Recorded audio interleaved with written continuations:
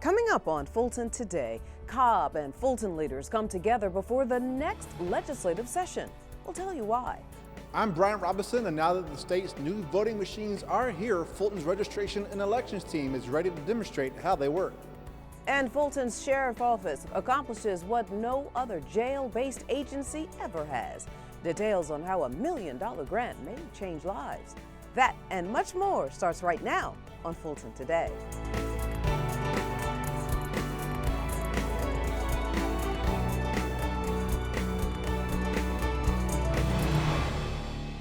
Welcome to Fulton Today, everybody. I'm Shania Chavis-Rucker. Fulton County voters demanded new voting machines, and now those machines are here. So what is so different about the new machines, and when will voters get to use them? FGTV's Brian Robinson joins us now with those answers. Brian? Shania, before voters can cast their ballot on the new state-of-the-art machines, Fulton County's elections teams must first go through some intense training. Fulton leaders were eager to see and test Georgia's new voting system, the state's first in nearly 2 decades. Officials with Fulton's Department of Registration and Elections debuted the new voting system during this month's Board of Registration and Elections meeting. The ballot marking device looks similar to the previous touchscreen unit, but it's the printer and the scanner that are changing the voting process. You'll vote almost the same way by inserting an access card into the ballot marking device. The step that's added is that there will be a paper ballot that will print out with your choices, and then you'll scan that into the paper precinct scanner. The printout allows you to review your choices and confirm your ballot is correct.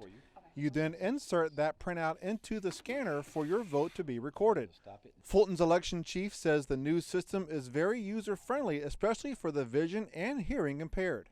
The screen on the ballot marking device has the capability of enlarging the text, of changing the background on the screen to make it easier to read. At all of our polling locations and early voting sites, we're going to have a Braille keypad available if a voter would like to use it. We're also going to have headphones available so that if a voter would like, they can use the headphones and have the ballot read off to them. And to help ease security concerns, the new voting system will not be connected to the internet. One of the biggest things we like to talk about this time around is that the computer, the system that we're using will not be connected to the internet during the election. So therefore that will not allow hacking and things like that to go on that people are so concerned about. They hear in the national media and in local media as well. Because the overall process is slightly different, Fulton's voter education outreach team is already making public appearances to show residents how the system works. We know a lot of people have been worried about their vote being counted, and one thing we work very hard on with the voter education and the outreach team here in Fulton County government is we want to make sure people understand that we're doing everything we possibly can at the Board of Registration and Elections to make sure people's votes are counted and they're secure and they're safe. It's that safety and secureness that has Fulton voters eager to cast their vote. Now, the new voting system has already debuted in a small amount of counties across the state for their local elections. Fulton County voters will have to wait until March 24th, 2020 for the presidential primary. Reporting for FGTV, I'm Brian Robinson. All right, thanks so much, Brian. Meanwhile, Fulton and Cobb County leaders come together to address a serious environmental health issue. The safety of the air many are breathing was the main topic of conversation during the joint Fulton and Cobb delegation meeting inside the Coverdale Legislative Office building. The elected and appointed officials got an update from the president of the Sterigenics plant. Now, recently, residents and government officials demanded independent air quality testing around the medical sterilization facility in Cobb to address concerns over carcinogenic emissions at that plant. Coming out of this meeting, I think they need to shut the facility down. You know, it's clear that there's some problems, that there's emissions that are going out in the air. The fact that they can't answer the questions is what's concerning to me. Fulton County is right next to where this plant is as well. And so that's why we wanted to make sure we had representation from both sides of the county to make sure that when we address this issue that people know that we are listening to them, we're listening to the concerns, and that we're going to do anything legislative that we need to make sure it gets fixed. Fulton commissioners have also heard from residents about the air quality in unincorporated Fulton County. A facility called Sterilization Services of Georgia is also under investigation for its carcinogenic emissions. Commissioners have agreed to spend nearly $70,000 to test the air in that area. The Fulton County Sheriff's Office is the first jail-based agency to receive an over $1 million grant for its groundbreaking Smart Reentry program. The sheriff and his staff will receive the $1.25 million from the Substance Abuse and Mental Health Services Administration, better known as SAMHSA. Though SAMHSA normally awards grants of this magnitude to a limited number of agencies, this occasion marks the first time that a jail-based agency has been the recipient. I think it's very important because one of the problems we have is recidivism. Recidivism is 47%. The other grant that we have for Smart Reentry, we had 117 participants, only 7 recidivated, which is a 95%. And because of that, we were renewed for the grant again for a 3-year period for $1 million, and that's important too. So we can reach a good portion of the population of the jail who, with our support and they're working with us, they won't return. The Sheriff's Office will receive $375,000 annually for the next 3 years. And that money will help offer post-relief services for inmates transitioning from jail to the community. Smart Reentry program participants receive counseling, educational assistance, job training, and other services. Sheriff Jackson established the program back in 2016. And another program created by the Fulton Sheriff enters into its second decade. This one focuses on keeping Fulton County tweens and teens out of trouble so that they never see inside of the Rice Street facility. FGTV's Daryl Carver tells us what all the hype is about. So you gonna take the ball? Let me tell y'all, man, as y'all get older, do not make that decision, right? The bleachers inside the Atlanta Metropolitan State College Gymnasium were full of young people and their parents eager to participate in the 10th annual Helping Our Youth Prosper and Evolve Conference, better known as HYPE. And the whole purpose is to help young people make good decisions, give them information they won't find anywhere else. And we've expanded it to include the parents because we realize that parents need help in raising children. They need to know what the children are going through so they can make adjustments. Sheriff Ted Jackson started HYPE in local churches, but the program's been so successful that it had to be moved to its current location to accommodate larger crowds.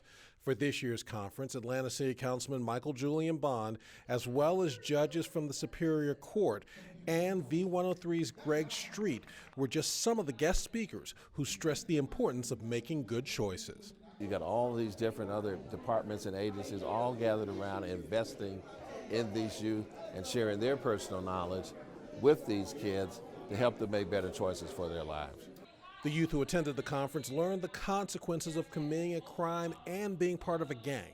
With gang membership approaching 70,000 across the state, kids this age could be convinced that's the cool thing to do. A lot of people just don't know like what cops are actually for. Like they just think all cops are bad and stuff like that. So I think it's good for the youth to get this knowledge. As for the parents and guardians, they were not passing on the opportunity to have someone else speak to their children about life in the real world. Why did you bring your kids to this conference? Because I wanted them to be enlightened on a better way of life. That, there's a better way of life. Other than being in the street, even though my kids are not in the street, but I just wanted them to go and hear some feedback from the law enforcement so they won't go down that road. HYPE organizers say they hope these young people stay on the road to successful lives and that the program will continue to make an impact for at least another decade. Reporting for FGTV, I'm Daryl Carver. Thank you very much, Daryl. And one more story from the Sheriff's Office. Congratulations, you're all official.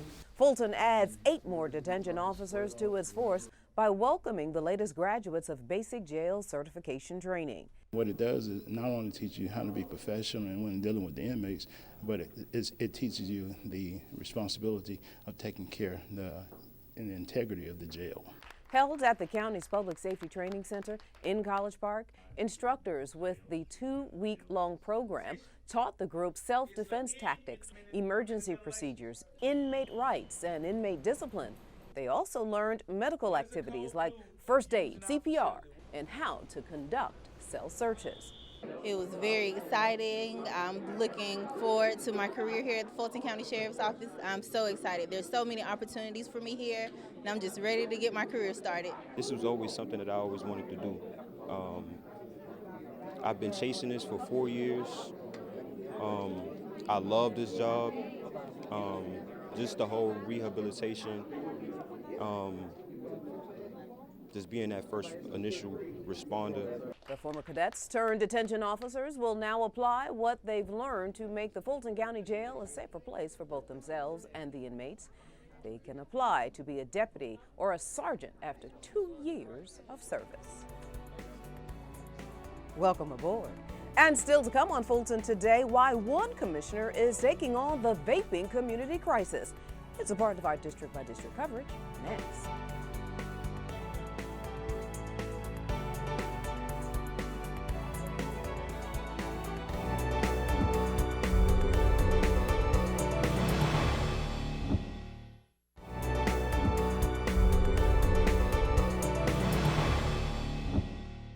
Fulton takes a stand on the vaping crisis in the community and applauds those who fight on behalf of the environment. Here's this week's district by district coverage. We began with a special presentation for the honorees of the Fulton County's Citizens Commission on the Environment Awards. Fulton commissioners thanked each award recipient who received a proclamation and an award for their achievements related to environmental stewardship. You know, people are so concerned about the environment these days and climate change and everything related to that, and so people are anxious to do things to try to fix the problem or address the problem at least, and they ought to be acknowledged for that.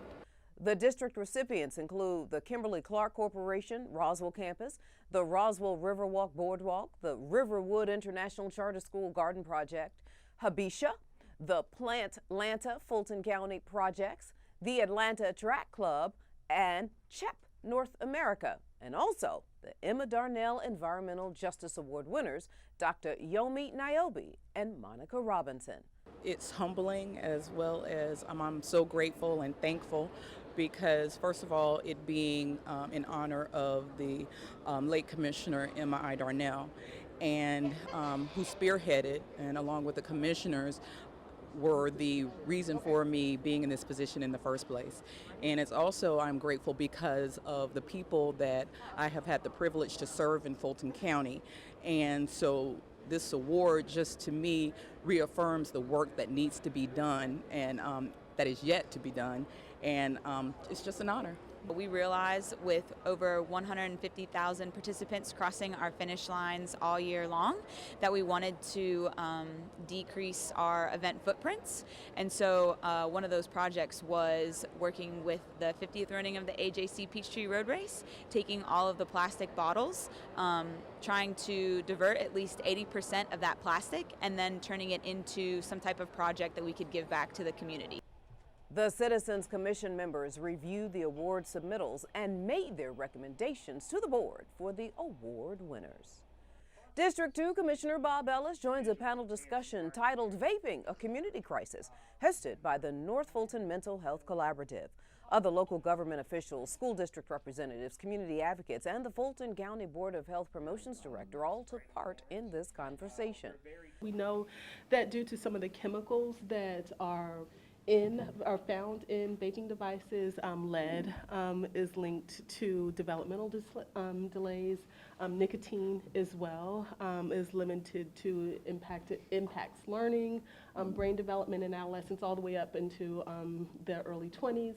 Recent deaths believed to be caused by vaping across the country has the group wanting to take action in Fulton County to prevent deaths here. The need to deal with a vaping issue really stems from the fact, from a policy standpoint, you know, I think all cities, municipalities, counties really need to wrestle with the fact in terms of what is an approach that they can take in their local communities when it comes to kind of retail establishments that are selling these products. Should there be bans? Should there be other type of regulatory actions that should be, or legislative actions that are taken at a local municipal level Those are things that everybody needs to wrestle with as well. Vape lung is spreading, and the CDC is warning people not to use vaping products while they investigate the cause. District 4 Commissioner Natalie Hall joins other elected and appointed officials as a part of the Fulton Atlanta Justice Equity Working Group. The professionals are charged with identifying solutions to a host of issues in the criminal justice system that plague both the city of Atlanta and Fulton County. This gathering was specifically about pre-arrest diversion. Fulton County is addressing a current situation of overcrowding of our jail, as well as the mayor of the city of Atlanta, Keisha Lance Bottoms, is addressing the Atlanta City Detention Center and repurposing that center.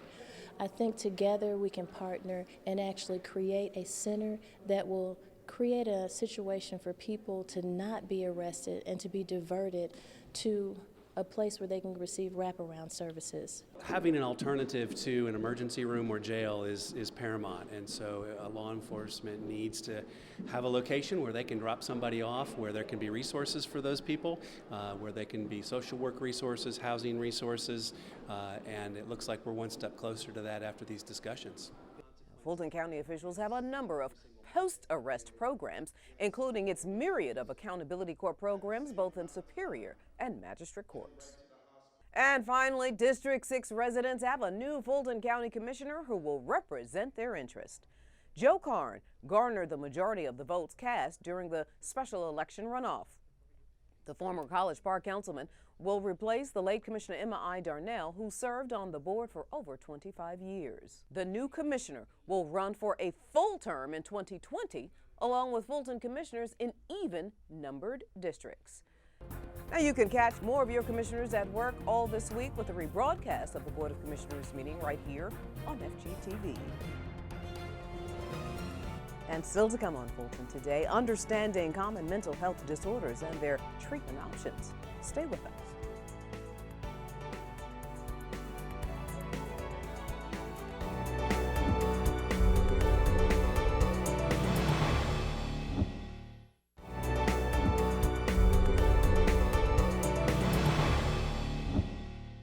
Fulton County's juvenile court professionals use World Mental Health Day as an opportunity to get trained to best serve their young clients.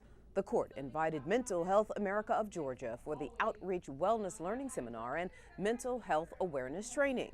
We wanted to make sure that people just understand the basics of mental health and know how to start being aware of some of the signs and some of the symptoms and some ways to be of support and assistance. An estimated 14.3% of adolescents have experienced a mood disorder, and about 11.2% have severe impairments. We hear a lot of these negative connotations when it comes to stigma surrounding mental health, but really we are all human and we are all experiencing a lot of the similar situations. We experience grief, loss, happiness, all these different emotions that comes within us. It's all built into our mental health. Juvenile court staffers say they see these kinds of conditions firsthand with their clients in the court system. I learned mostly about how to be supportive of those who are being affected by a mental health condition, and various ways I can give them an outlet or give them a hotline number, and so they can seek assistance or get some help in any way they can.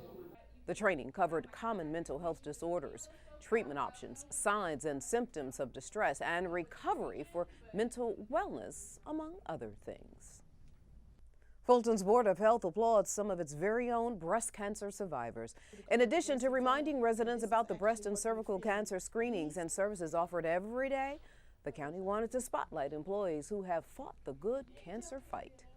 Nowadays, women are being younger and younger developing breast cancer. I mean, as young as 18 years old.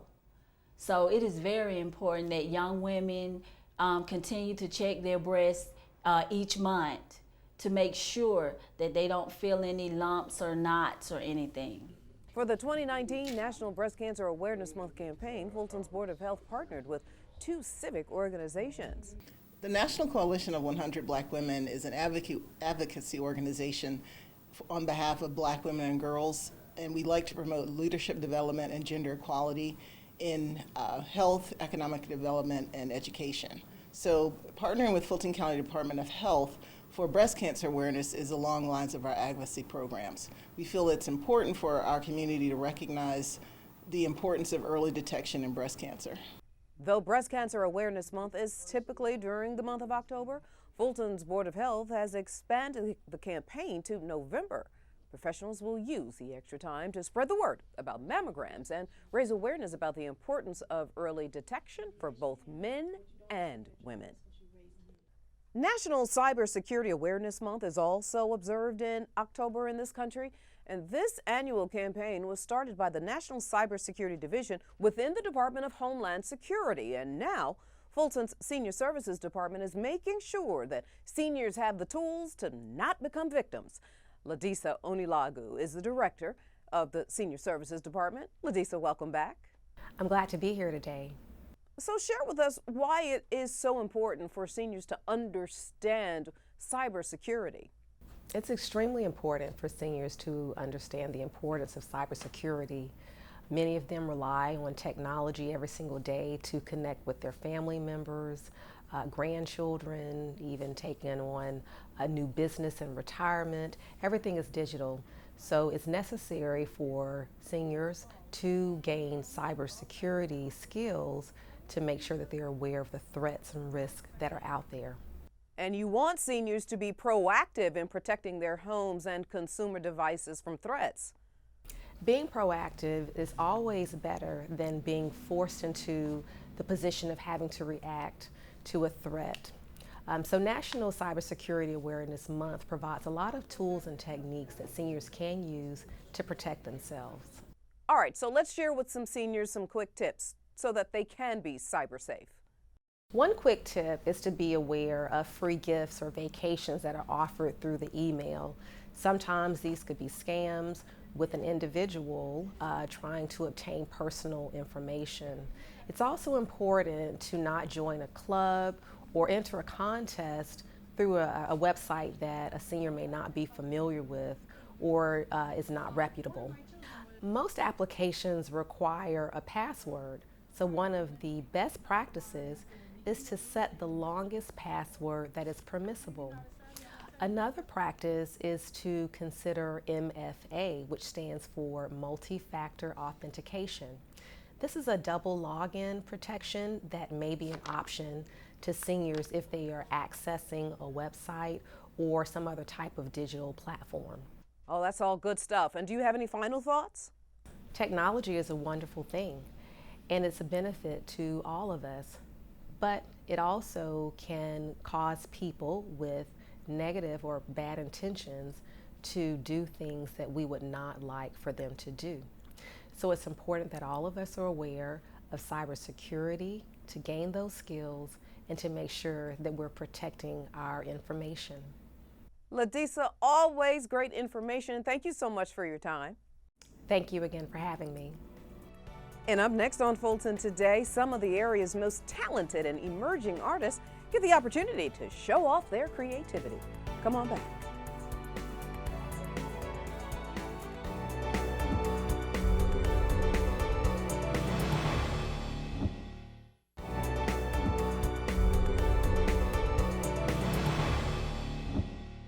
Well, kudos to a Fulton County librarian who is on a mission to stop bullying.